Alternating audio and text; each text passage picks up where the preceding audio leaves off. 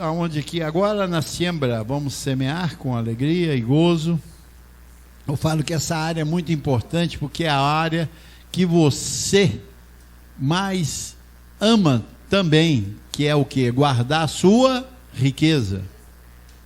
Guardar a sua riqueza. Você tem que entender dessa forma. A semeadura, ela é devido a isso, a essa vontade de guardar a sua e a minha riqueza. Vamos guardá-la e aumentá-la, multiplicá-la. E isso só se faz com semente, com semeadura. Assim é, abençoado? E está baseado lá no livro de Isaías 1,19, que nós já falamos, mas a palavra ela se renova a cada dia. Toda vez que você a vê, você entende melhor de acordo com o crescimento espiritual que você vai tendo. Você tem um crescimento hoje, você pega esse versículo aqui e analisa. Amanhã você tem um crescimento maior, você vai enxergar mais coisas. Porque Paulo diz que aqui há insondáveis riquezas. Ele diz lá em Romanos, ele diz, ó profundidade da riqueza de Deus, tanto da sabedoria como do conhecimento, quer dizer, da ciência, tanto da sabedoria como da ciência de Deus. Então, ciência é algo que não acaba, você já viu? Um cientista desenvolve alguma coisa dentro do seu laboratório e amanhã aquilo que ele desenvolveu, ele cresce mais, porque a mente dele foi trabalhada naquela ciência e houve um alargamento para o entendimento maior. Por isso que cientista é visto como louco, você já viu? Aí, ser cientista é meio doido da cabeça. É como nós.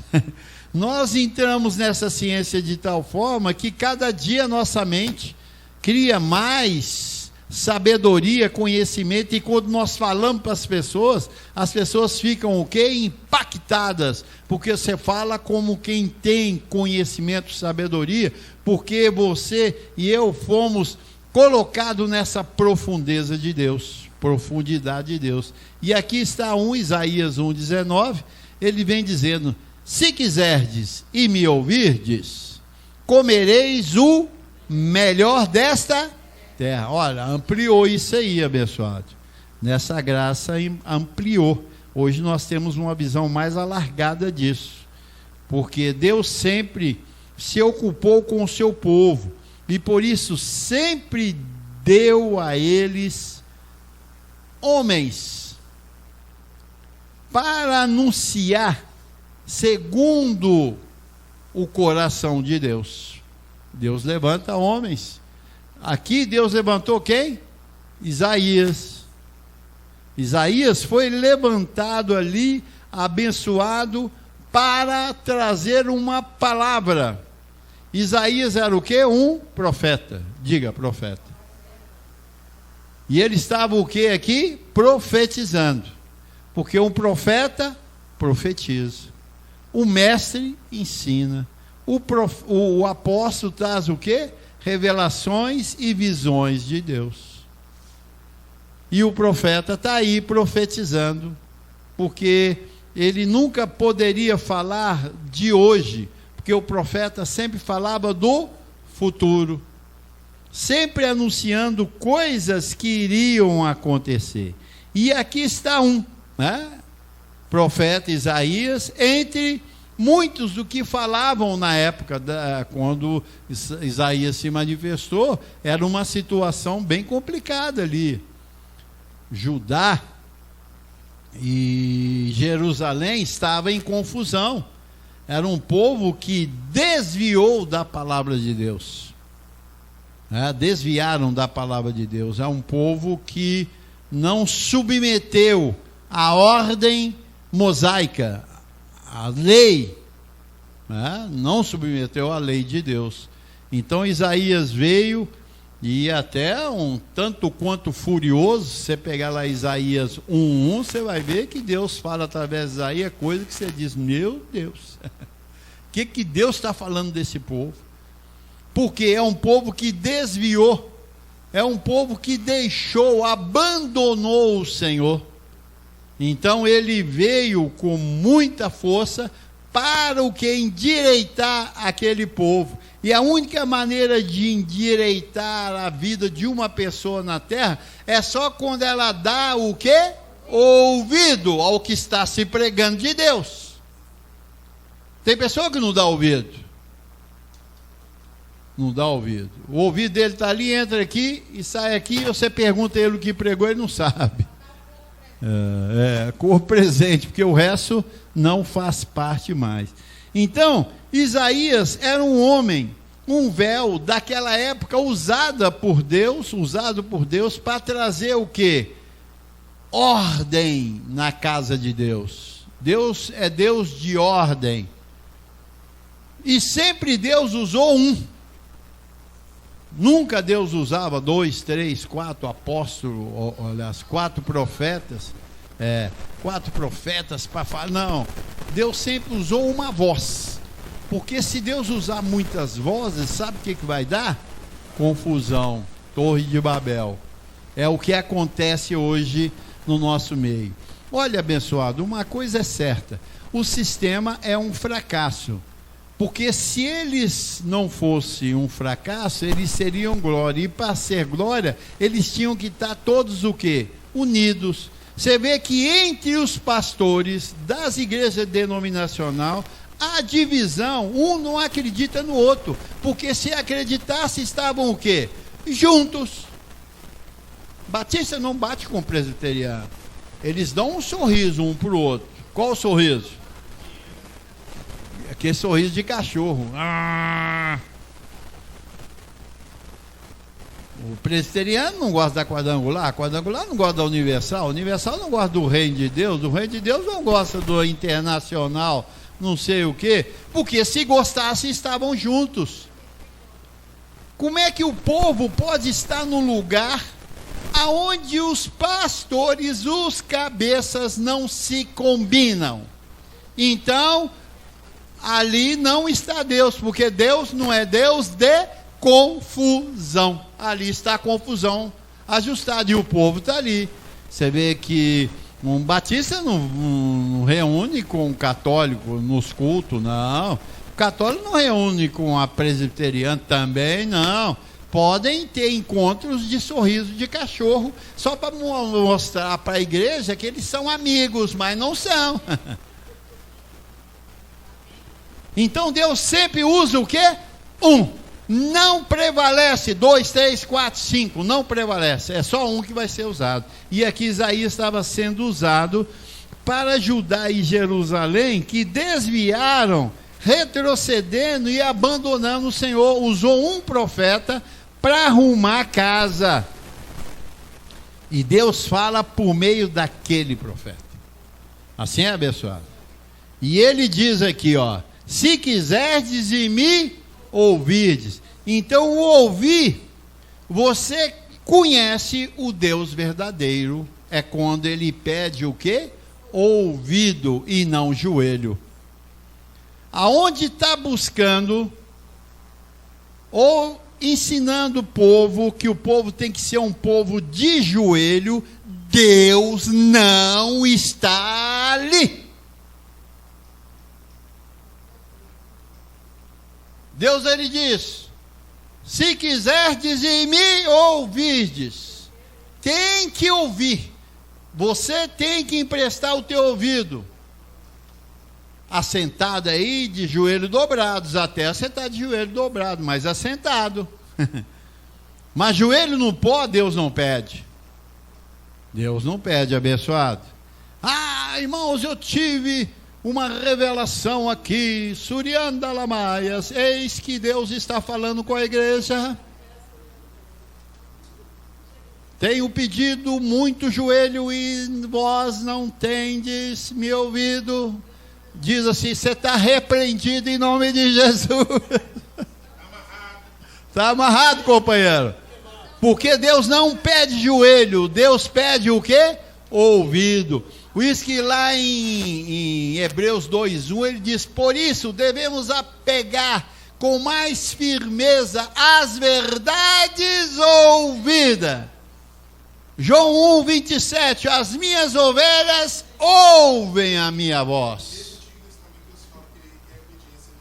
Então, Deus quer ouvido. Você sabe por quê, irmão? Eu pude colocar aqui, ó. Quando você ouve, não traz as suas próprias escolhas. Quando você ouve, não traz as suas próprias escolhas. E sim, de quem fala. Você está ouvindo. Então você está ouvindo alguém que escolheu alguma coisa para te falar. E aqui nós estamos falando Deus. E Deus traz o quê? Revelação. Deus só fala a revelação. Você não vê no sistema aqueles irmãos que dizem: olha, meu irmão, hoje é o culto da revelação. Porque o outro culto não é. É porque não é Deus que está ali. Porque Deus, quando fala, Ele só fala a revelação. Essa é a temática de Deus. Essa é a fala de Deus. Ele fala com revelação. Mas revelação do quê? Da palavra. Deus não é fofoqueiro e nem traidor. Que vê, estou tendo uma revelação aqui de fulano de tal. Deus me mostra a vida de fulano de tal.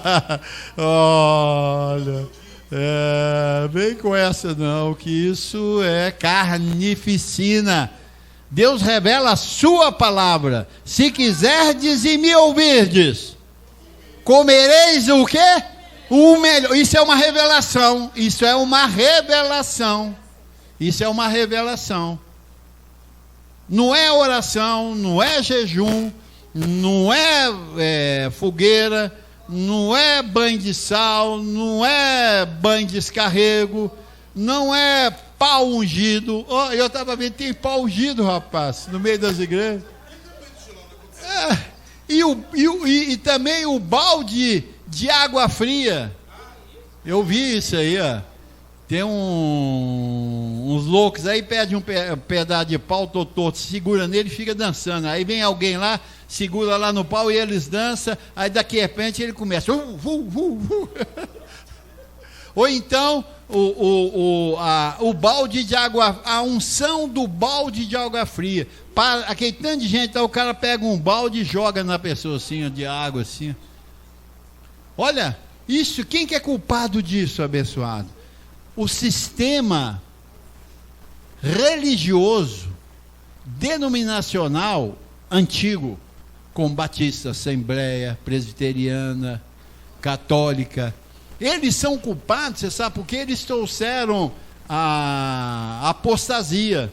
E na apostasia não traz sustento nenhum nos filhos de Deus. E aqueles filhos de Deus que ouviram essas grandes igrejas, entre aspas, Assembleia de Deus, igrejas centenárias, não deu estrutura para o povo julgar tal coisa. Não deram estrutura. Hoje o povo vê aqui, tem que tomar um banho de água, de um balde de água fria, hein? Quem topa aí? Hein? Quem topa tomar um banho de água fria ungida aqui? Cuspe, né? Cospe na pessoa, a unção. E outro, né? Suando, né? Ele começa a suar, pega a toalha assim e passa no rosto, e suor e dá para as pessoas levam para casa. Isso é heresia, isso é feitiçaria, isso é macumbaria, meu irmão. O Senhor diz: se quiserdes e me ouvirdes. Então quem ouve traz o quê? O que ele quer, e quem ouve recebe. Quem prega traz o que ele quer, quem ouve o recebe. E ele diz: se quiseres me ouvirdes, comereis o melhor. Então nós estamos aqui na terra para comer o quê? O melhor, mas tem que ouvir. E ouvir, irmãos, é tempo. Ouvir é tempo. E essa é a chave da prosperidade. Ouvir. Ouvir. E o que nós temos ouvido hoje? Isso aí que manda. Se você não estiver ouvindo, o cabeça da igreja hoje, do mundo, Deus nunca usou várias cabeças, Ele sempre usou uma cabeça. para falar para a igreja. Porque se ouvir várias cabeças, vai ouvir o quê? Confusões e interpretações, como está aí, ó. Essa chamada igreja do mundo aí, ela está mais dividida do que qualquer coisa que você possa imaginar. Você vê que ela chama membros de outra igreja para poder participar da igreja deles, e depois abraçam os pastores ali, e aí um dá um sorriso para o outro e está dizendo: né, desgraçado, você está tomando minhas ovelhas, né? É desse jeito, abençoado. Então nós não, nós temos uma direção certa, que vamos multiplicar muito na terra. Os irmãos recebem isso? Porque esse povo está sendo trazido aqui, o que? Ouvido, não é joelho, não é sacrifício, porque Deus não quer sacrifício, Deus quer o que? Obediência, não é joelho, mas Ele quer a atenção dos filhos de Deus para andar segundo a sua vontade. Assim é, abençoado. E a pregação hoje é Paulo trazendo as 3 etapas, edificação e sobre-edificação, da qual passamos pela edificação com o edificador, e agora transpassando para a 3ª etapa, que é a sobre-edificação, e com a mesma temática: se quiserdes e me ouvirdes. Não há sacrifício aqui para nada. O único sacrifício aqui é de louvor, fruto de lábios que confessam o seu nome. Só isso, mais nada. E é isso que ele quer. Assim é. E Paulo, ele traz da graça o quê? Semear. Hoje, se quiserdes e ouvirdes, semeia. No antigo pacto, teria que pagar o quê? Dízimo. Isso acabou. A lei tem sombra dos bens vindouros, não a imagem real. Paulo diz lá em Gálatas que a lei é pobre e fraca. Então, você pagar dízimo, você está em cima de uma doutrina que diz que o que você está fazendo na hora do dízimo e da oferta deles é uma coisa pobre e fraca, não terá resultado nenhum positivo a teu favor. Mas semeadura não, porque Deus dá semente ao que semeia. E ele diz que aquele que semear pouco, pouco ceifará, e o que semear com fartura, com abundância, há de ceifar. Então a ordem muda. Então você, ao semear hoje, sua mente é totalmente instruída, diferenciada do judaísmo. Você quer o que? Semear, e quer o que? Colher. Essa é a ordem justa de Deus para nós, a sua igreja. Assim é? Vamos ficar de pé, confessar essa palavra e assim semearmos com alegria na boa terra, que é aqui nesse ministério. Vamos então, e diga: eu recebo, que tenho ouvidos pronto para ouvir a voz do Senhor, que está na graça, nas 14 epístolas de Paulo de Romanos a Hebreus.